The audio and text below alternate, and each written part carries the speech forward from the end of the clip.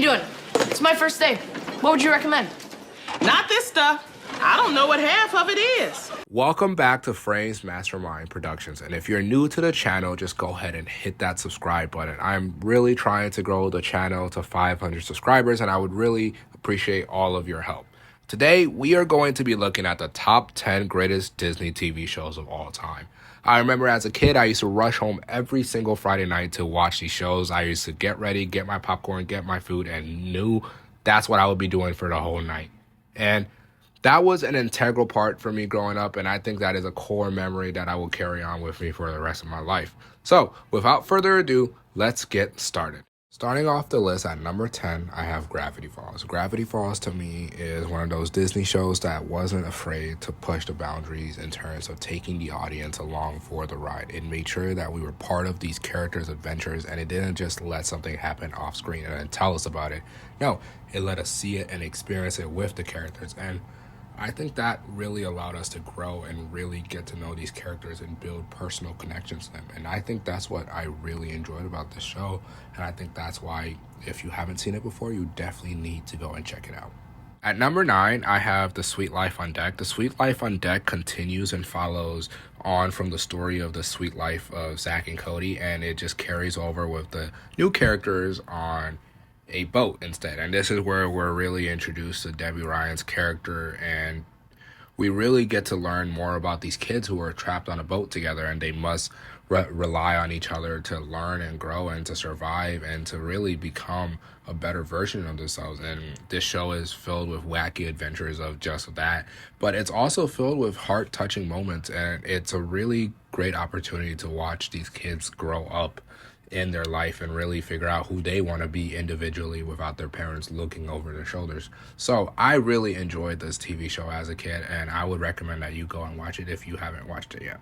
Coming in next at number 8, I have Liv and Maddie. Liv and Maddie to me is when Disney Channel really started to change towards a new generation and started to try to attract those who are a little bit born a little bit after me. And I think that it still had some of that same old Disney Channel feel still, and that's what still made me keep watching that show because it was interesting. I really liked the premise of one sister being extremely successful in their career as a pop star, and then one just trying to live a normal teenage girl life and just trying to play basketball and stuff like that. And I really loved the dynamics, and I really enjoyed how they played out the stories. And personally, I think that it is one of Disney's best shows that they've ever come up with. And it's probably one of Disney's best creations that they've had, because just the way that they were able to have the same character play two people so excellently that at first as a kid, I didn't know it was the same actor playing two people. So I just have to give credit where it's due. And I just have to say this is one of the best creations Disney have come up with. Next on the list, we are heading to Disney XD, and we are going to put in Mighty Men. Mighty Men, in my opinion, is Disney's best show that got canceled too early. I really believe that, because I think that show had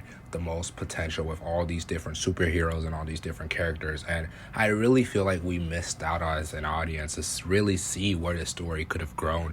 But with the limited seasons that we did get to see some of the powers that these heroes have, and I really like the premise of this hospital for superheroes and stuff like that, and we really get to watch these superheroes be vulnerable in a sense how we never got to see them before, and we still don't get to see superheroes these days be vulnerable. So I really think that this show did a great job in appealing to a sense of empathy for these heroes and showing that heroes do go through tough times sometimes, and that it's okay to be down, but it's not about how you stay down, but it's about how you pick yourself up. And I really appreciate that from the show. And once again, it's just, I wish we got longer seasons so that we could have seen more character growth from the characters. But overall, I would say this is the best Disney show that didn't get a chance to finish. Sticking with the Disney XD theme, we have Kicking It. Actually, I was watching a video about Kicking It, and this is really one of the reasons why I started watching and really making this list, is because I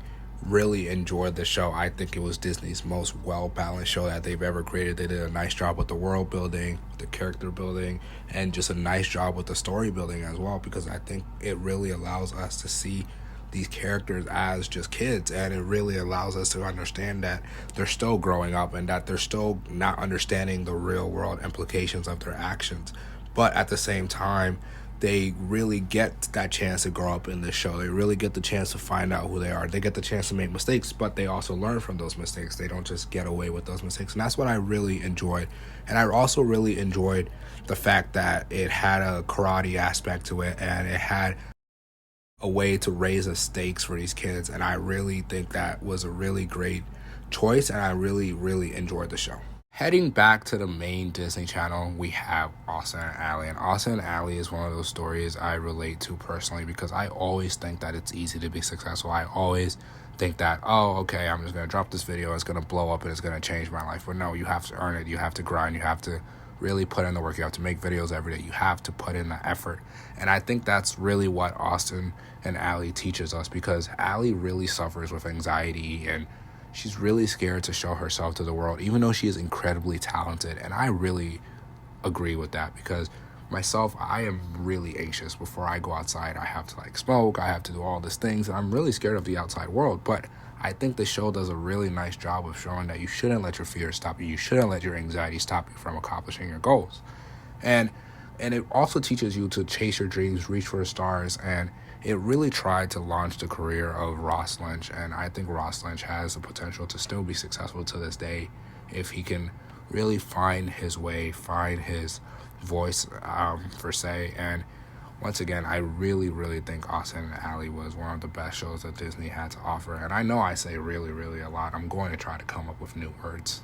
Heading back to Disney XD, we're going to be talking about Lab Rats. Lab Rats is what allowed Mighty Med to spin off of it and have its own standing and build its own audience. And I think Lab Rats is really what set Disney XD apart from Disney, because it was allowed to be a little bit more violent and explore a little bit more character dynamic and character building. And we really see that from right the beginning, where this little black boy is thrown into this situation where he is forced to integrate himself into this new family because his mom just got married, and he has to learn how to be responsible for himself while also being responsible for 3 new siblings that he didn't even sign up to have. And throughout the story, we watch him grow up, accept more responsibility, and he eventually himself learns how to become a hero. And that allows this show to grow more and more. And I'm really glad that Disney did not stop the show from becoming what it is. And once again, it's like one of the shows I really wish got more seasons, but I think it was very important for the progression of Disney Channel, because that, I think, allowed for Casey Undercover to really become a show,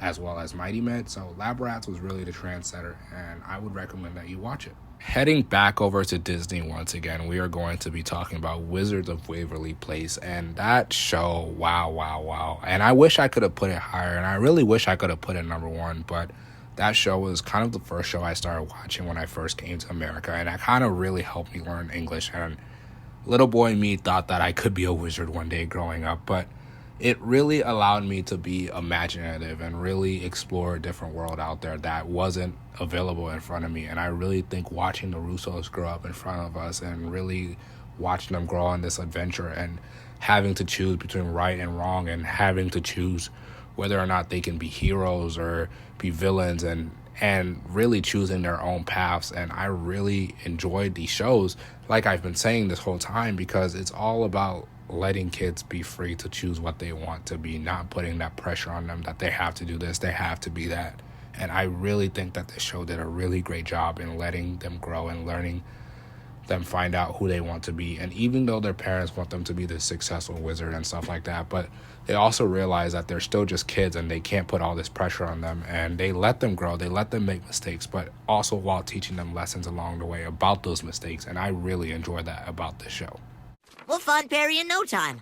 Doofenshmirtz Incorporated. You didn't think I would forget to include this. Next, we have Phineas and Ferb. Phineas and Ferb, for me, is one of, if not the best animated show that Disney has ever produced, because just the ability to keep us entertained every single episode and always wanting to know what their next summer vacation activity would be. And I got to use my imagination a lot with that show, and I really hope that it inspired other people to go outside, go play, go create this world. And I feel like this also helps me in my writing now, because it's good to step outside your comfort zone. It's good to imagine things that are grand, that are impossible. It's good to dream of the impossible, because you know what? The impossible is not that far, because you can reach the impossible with just a little bit of hard work and determination. And that show teaches us that.